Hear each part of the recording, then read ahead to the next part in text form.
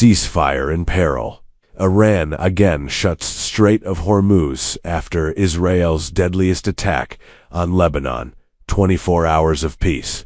Iran shuts down the world's oil lifeline after Israel strikes Lebanon to sabotage Middle East peace process.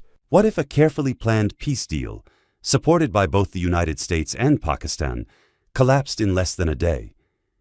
A major ceasefire agreement between the United States and Iran, initiated through Pakistan's mediation, was suddenly thrown into chaos, all because of a deadly surprise attack by Israel in Lebanon, an attack many believe was meant to derail the peace process.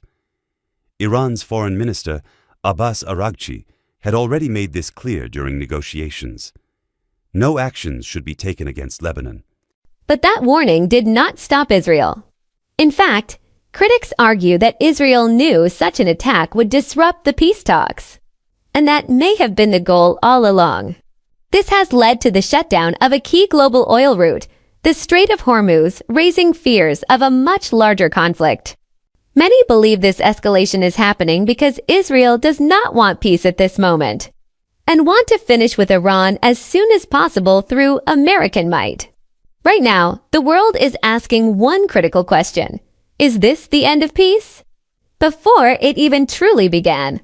On April 7, 2026, U.S. President Donald Trump announced a 2-week ceasefire with Iran. The deal was not simple. It was carefully negotiated with the help of Pakistan. The goal was to stop fighting temporarily and open the door for longer-term peace talks. But within just 24 hours, everything changed. Israel launched one of its deadliest attacks in Lebanon, killing at least 250 people and injuring hundreds more. This sudden escalation shocked many, especially Iran. And Iran responded quickly.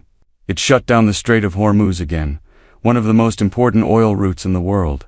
The Strait of Hormuz is not just another waterway. It carries about 20% of the world's oil supply. That means if this route is blocked, the impact is global. Oil prices rise. Fuel becomes more expensive. Food and goods cost more. After the closure, oil tankers were stopped or required special permission from Iran. This created immediate tension in global markets. Because when this route is closed, the world feels it fast. Iran says its actions are a direct response to what happened in Lebanon. From Tehran's perspective, the ceasefire cannot work if attacks continue against its allies. Their message is simple. You cannot ask us to keep peace while our partners are being attacked. Iran has also warned that ships need approval to pass. Unauthorized vessels could face risks. This shows that Iran is willing to use the Strait of Hormuz as leverage, a powerful tool in global politics. The United States strongly disagrees with Iran's move.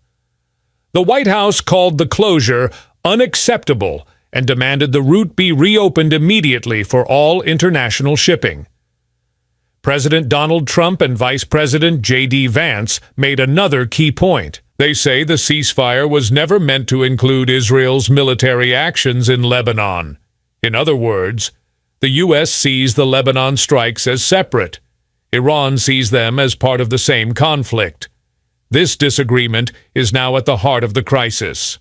Pakistan's role in peace talks. Pakistan played a major role in bringing both sides together. The agreement included Iran reopening the Strait of Hormuz, the U.S. pausing attacks on Iranian infrastructure. Peace talks were scheduled to begin in Islamabad on April 10th. But now, those talks are under serious threat.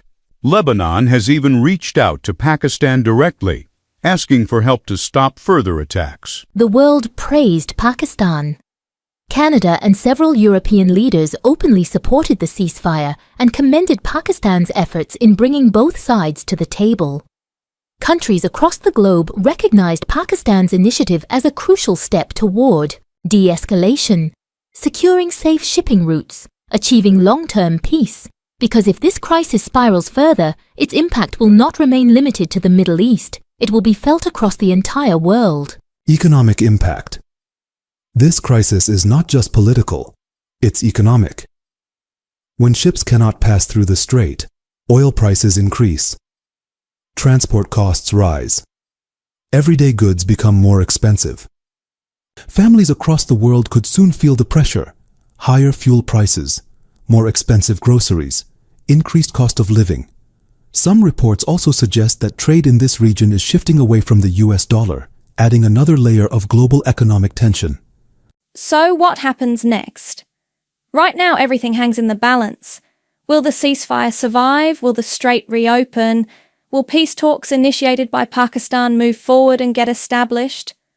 Will Israel step back and allow a path to peace in the Middle East? Or will this crisis spiral into something far more dangerous?